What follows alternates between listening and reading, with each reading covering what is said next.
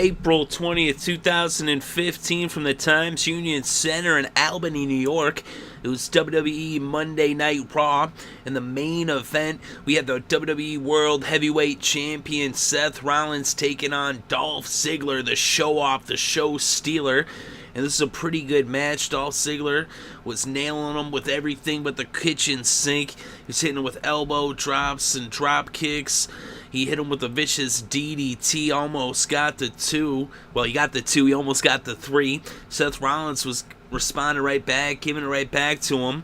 But then, when Seth Rollins, he went for the powerbomb to the corner, but Dolph Ziggler managed to slide out, get him into a roll-up. He kicked out of that, and they were kind of going reversing back and forth, and then Ziggler nails him with the super kick, and then he went for the pin, but Rollins kicked out a couple times. Rollins took some big moves from Ziggler and some very near 3 counts as he was able to kick out of like 2 3/4, and he did that all on his own, even though J&J security was right there. But then right after he kicked out of the super kick pin, Sheamus came out. So Sheamus comes out as it looks like maybe Sheamus is part of the Authority. Maybe he's taken Kane's place. So Sheamus comes out, he distracts Dolph Ziggler, and then Seth Rollins was able to like kick him and set him up, and he picked him up for that powerbomb, threw him into the turnbuckle in the corner, and then he did a face plant in the center of the ring, and that was it. 1, 2, 3, Seth Rollins wins. He defeats Dolph Ziggler, and then after the match, J&J security came in to congratulate him. Seth Rollins got on the mic, Triple H came out there. But then Seth was saying some things that made Kane kind of upset. He had dedicated the match to Kane, as that was supposed to be some sort of a peace offering to Kane for him being a jerk earlier, but then he just used it to kind of like throw it in Kane's face. And so then Kane wanted to whoop his ass.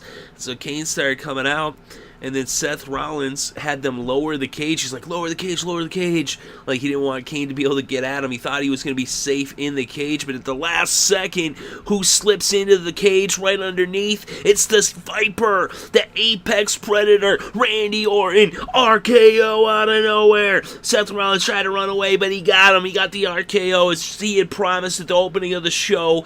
And Randy Orton, that's the 5th RKO, as he had already RKO'd Kofi Kingston, Xavier Woods, Heath Slater. He RKO'd The Miz, and now he RKO's the WWE World Heavyweight Champion, who he will be facing this Sunday, April 26th on the WWE Network at Extreme Rules. And there will be no RKOs in that match. It is banned, but it's going to be in a steel cage, although Kane is the guardian of the gate, but he doesn't appear to be none too happy with Seth Rollins, although we've seen before where he seemed disgruntled and then he really wasn't. But what's going to happen at Extreme Rules, who knows?